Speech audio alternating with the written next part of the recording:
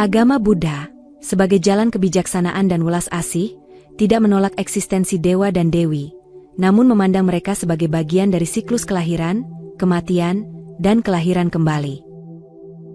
Dalam ajaran Sang Buddha, dewa dan dewi bukanlah sosok pencipta atau penguasa absolut, melainkan makhluk mulia yang menikmati kebahagiaan sebagai buah dari karma baik di kehidupan sebelumnya. Mereka menghuni alam surga, sebuah dimensi kehidupan yang lebih tinggi, namun tetap tak luput dari hukum ketidakkekalan. Pemujaan terhadap dewa dalam Buddhisme tidak bertujuan untuk meminta perlindungan abadi, melainkan sebagai cermin bahwa kebaikan yang kita lakukan akan berbuah kebahagiaan. Dewa dan dewi dalam Buddhisme adalah simbol kebajikan, keindahan, dan kebahagiaan yang dapat diraih oleh siapapun melalui perbuatan mulia. Mereka juga menjadi pengingat bahwa bahkan di alam surgawi sekalipun, makhluk tetap tunduk pada hukum karma, dan harus terus berjuang menuju kebebasan sejati. Banyak orang keliru, menganggap bahwa alam surga dalam Buddhisme adalah tujuan akhir. Padahal, Buddha menegaskan bahwa surga hanyalah persinggahan sementara. Kehidupan di sana, meski penuh sukacita, tetap bersifat fana. Para dewa pun suatu saat akan meninggal dan terlahir kembali di alam lain sesuai karma yang tersisa. Dengan demikian, ajaran Buddha mengajak kita tidak hanya berharap pada surga, tetapi menggunakan kehidupan saat ini untuk melampaui seluruh lingkaran samsara. Memahami konsep dewa dan dewi dalam Buddhisme adalah langkah awal untuk merenungkan makna kebajikan dan tujuan hidup yang lebih dalam. Mereka bukan sekadar mitos, melainkan cerminan potensi manusia untuk mencapai kebahagiaan melalui jalan moralitas, meditasi, dan kebijaksanaan. Mari menyelami hakikat alam surga dan perbuatan baik yang membawa kita ke sana, sekaligus memahami mengapa kita harus melangkah lebih jauh dari sekadar terlahir di alam para dewa.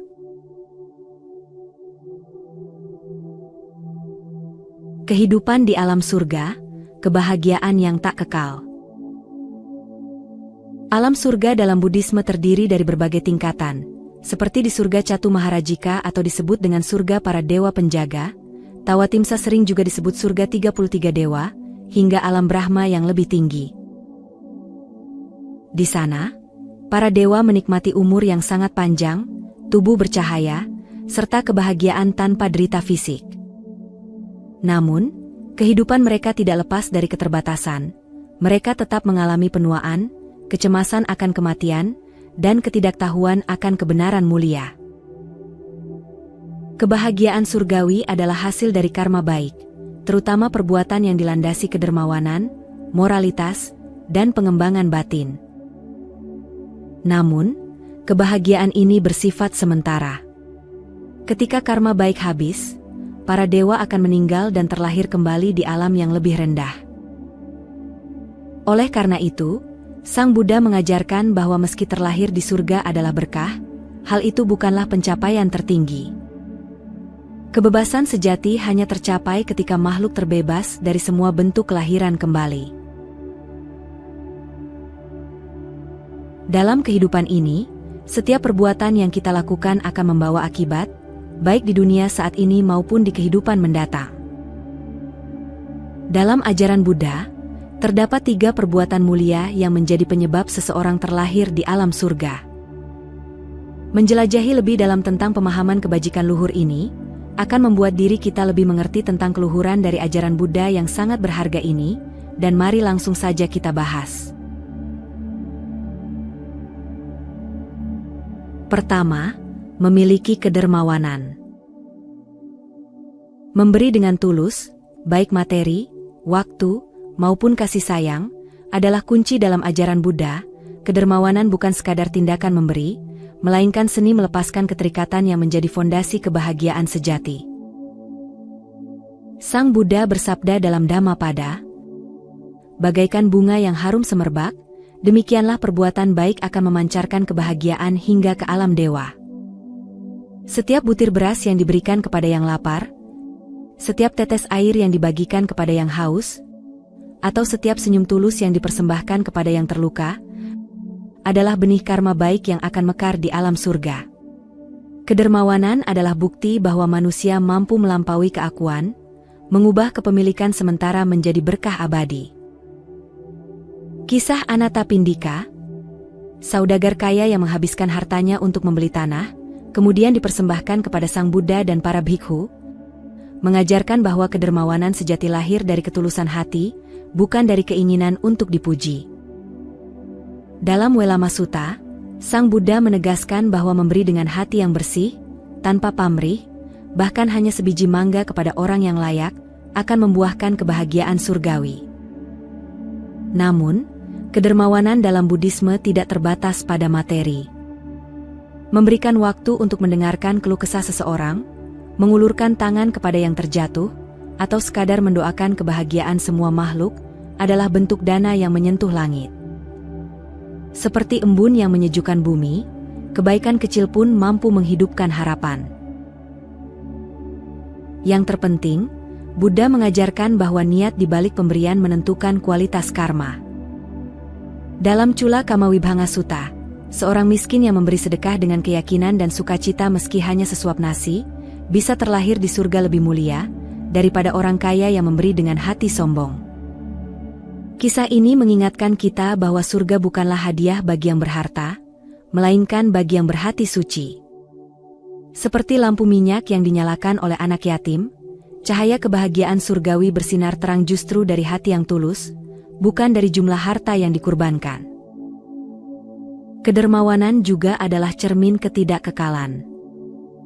Dengan memberi, kita melatih diri untuk melepaskan keterikatan pada benda duniawi yang suatu hari akan lenyap. Dalam Wimana Wathu, dikisahkan seorang dewi yang terlahir di surga, karena di kehidupan lampau ia gemar menyediakan makanan bagi para pejalan yang kelelahan. Kebahagiaannya di alam dewa adalah buah dari kebiasaan berbagi tanpa menghitung. Namun, Sang Buddha mengingatkan, kebahagiaan surgawi pun akan berlalu. Karena itu, kedermawanan sejati tidak berhenti pada harapan untuk masuk surga, tetapi menjadi jalan untuk melatih kebebasan batin, melepaskan kemelekatan, bahkan terhadap hasil perbuatan baik sendiri.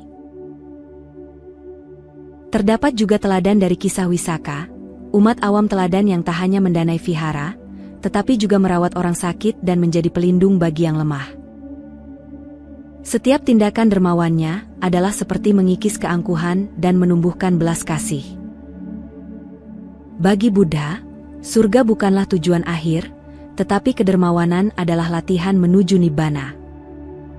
Saat kita memberi, kita tidak hanya menabung kebahagiaan surgawi, tetapi juga melatih diri untuk menjadi dewa di dunia ini. Manusia yang hatinya seluas langit, tangannya selalu terbuka, dan batinnya tak terpenjara oleh keinginan. Sebagaimana sabda Sang Buddha, dari yang sedikit, jadikanlah ia banyak.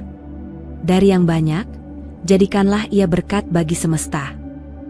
Dengan demikian, kedermawanan bukan hanya mengantar kita ke surga, tetapi mengubah hidup ini sendiri menjadi surga yang penuh makna.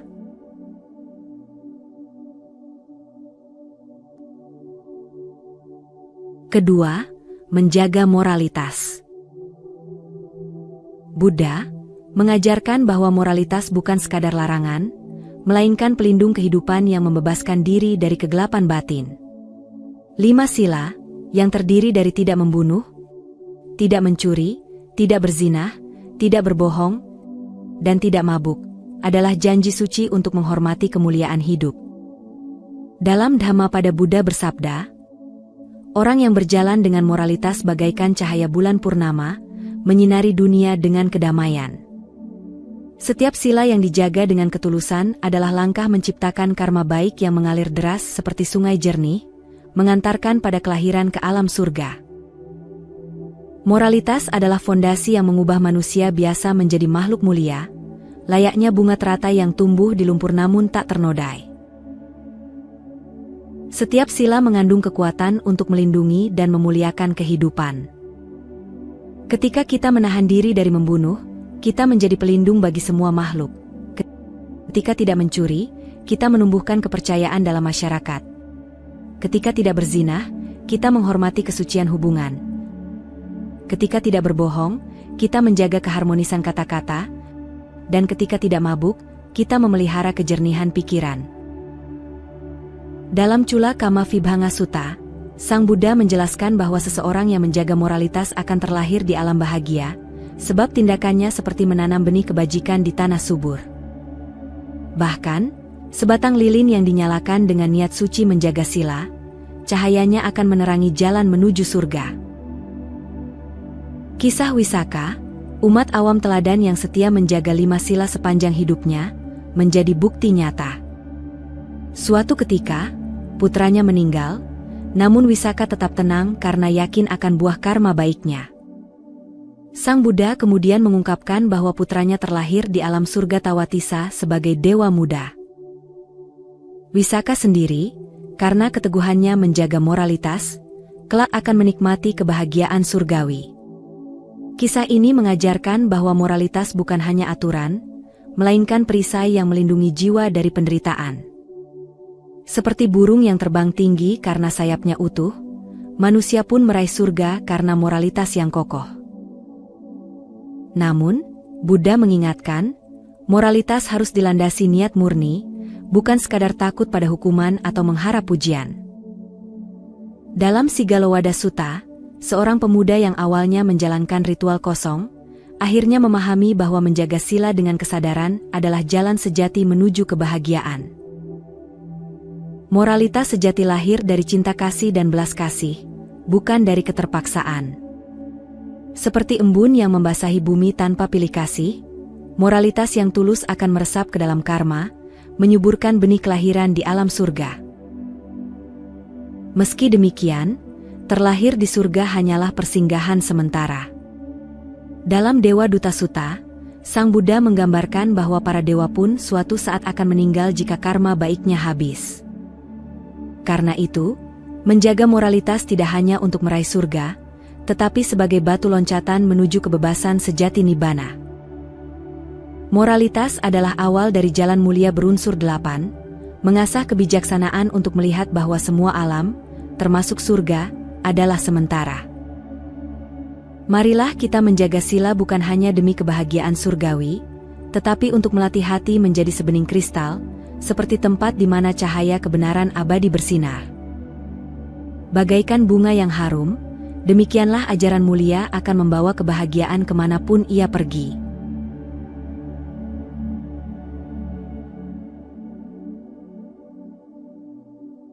Ketiga, menyebarkan cinta kasih universal. Cinta kasih universal dalam ajaran Buddha bukan sekadar perasaan hangat, melainkan revolusi batin yang mengubah musuh menjadi saudara dan kegelapan menjadi cahaya. Dalam Karania Metta Sutta, Buddha bersabda, seperti seorang ibu melindungi anak tunggalnya dengan nyawanya, demikianlah kita harus mengembangkan cinta tanpa batas kepada semua makhluk. Metta adalah napas batin yang membersihkan karma, meruntuhkan tembok kebencian, dan menabur benih kebahagiaan surgawi. Ketika kita merangkul bahkan mereka yang menyakiti kita dengan kasih sayang, kita tak hanya menyembuhkan luka dunia, tetapi juga membangun tangga emas menuju alam dewa, di mana hati yang lapang adalah mata uang kebahagiaan. Kisah Dewi Hariti, dulunya pernah terlahir sebagai setan pemakan anak, yang kemudian bertobat menjadi pelindung anak-anak, adalah bukti dahsyatnya kekuatan metta. Dahulu, Hariti diliputi kesedihan karena kehilangan anaknya, hingga ia membalas dendam dengan memakan anak orang lain. Sang Buddha tidak menghukumnya, tetapi mengajaknya melihat penderitaan orang tua yang kehilangan anak. Air mata penyesalan Hariti mengalir deras saat ia menyadari kekejamannya. Dengan bimbingan Buddha, ia mengubah kebencian menjadi belas kasih, hingga akhirnya terlahir sebagai Dewi Pelindung. Transformasi Hariti mengajarkan bahwa tidak ada makhluk yang terlalu jahat untuk diselamatkan oleh cinta kasih. Seperti bunga teratai yang tumbuh dari lumpur, jiwa yang terkutuk pun bisa mekar menjadi cahaya surgawi. Buddha menegaskan bahwa metta adalah jalan langsung menuju surga. Dalam Metta Sutta, beliau bersabda, ia yang memancarkan cinta kasih tanpa batas, tanpa ikatan, akan terlahir di alam Brahma. Cinta yang universal, tanpa memilih suku, agama, atau musuh, adalah kunci membuka pintu alam bahagia. Bahkan, dalam Wat Upama Sutta, dijelaskan bahwa hati yang dipenuhi metta bagaikan kain putih bersih, siap diwarnai oleh karma mulia. Ketika kita mendoakan kebahagiaan bagi semua makhluk, termasuk yang membenci kita sedang menenun jubah kebajikan yang akan dikenakan di alam dewa. Namun, Buddha juga mengingatkan, surga hanyalah persinggahan. Dalam Dwaputta Sayutta, seorang dewa yang dulunya ahli dalam metta bhavana, akhirnya meninggal dan terlahir kembali di alam manusia karena karma baiknya habis. Kisah ini menyadarkan kita bahwa metta bukan hanya untuk meraih surga, tetapi untuk melatih ketidakmelekatan. Cinta kasih sejati harus dibarengi dengan kebijaksanaan, bahwa kebahagiaan tertinggi ada di luar lingkaran samsara. Seperti perahu yang mengarungi samudra, metta adalah angin yang mendorong kita mendekati pantai nibbana. Mari jadikan hidup ini penuh cinta kasih yang tanpa batas. Saat kita tersenyum kepada pengemudi yang memotong jalan, memaafkan sahabat yang mengkhianati, atau mendoakan musuh yang menyakiti, kita sedang menciptakan surga di bumi. Setiap langkah penuh cinta kasih adalah jejak kaki menuju alam dewa dan melampauinya. Seperti ribuan lilin yang menyala dari satu api, mari teruskan warisan Buddha, bukan kebencian yang menghentikan kebencian, tapi cinta kasihlah yang mengakhirinya. Dengan metta, kita tak hanya terlahir di surga, tetapi menjadi bintang yang menerangi jalan semua makhluk menuju kebebasan abadi.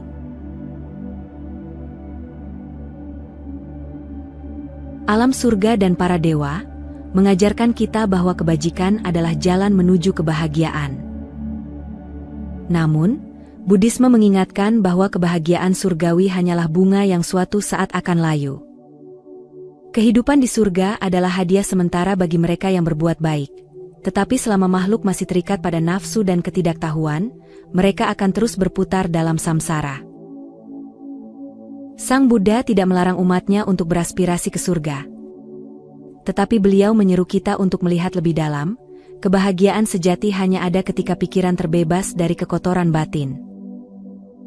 Meditasi vipassana atau perenungan mendalam, dan pemahaman akan 4 kebenaran mulia, adalah senjata untuk memotong belenggu samsara, termasuk keterikatan pada alam surga. Marilah kita tidak hanya berpuas diri dengan berbuat baik demi surga, tetapi juga mengembangkan kebijaksanaan untuk memahami bahwa semua yang terlahir pasti akan mati. Para dewa pun suatu hari akan merasakan duka ketika karma baik mereka habis. Tugas kita adalah menggunakan kehidupan manusia yang berharga ini untuk mencapai pencerahan, sebagai wujud dari kebahagiaan yang tak tergoyahkan oleh perubahan. Terakhir, inspirasi dewa dan dewi dalam Buddhisme adalah panggilan untuk bertindak. Setiap kebaikan yang kita tabur hari ini, bukan hanya membawa kita ke surga, tetapi juga menjadi tangga menuju nibbana. Seperti bunga teratai yang tumbuh dari lumpur namun memancarkan keindahan. Mari kita hidup dengan kebajikan, merangkul kemanusiaan, dan berjuang untuk kebebasan abadi, di mana tak ada lagi air mata, kelahiran, atau kematian. Jika video ini bermanfaat, jangan lupa dukung kami dengan cara berikan like dan subscribe. Bagikan kepada teman atau orang-orang yang kamu sayangi, dan jangan lupa tinggalkan komentar yang positif. Cukup sampai di sini dulu video kali ini. Mari, bersama Rakitua, membina diri di jalan Buddha. Sampai jumpa di konten berikutnya, dan semoga semua makhluk hidup berbahagia.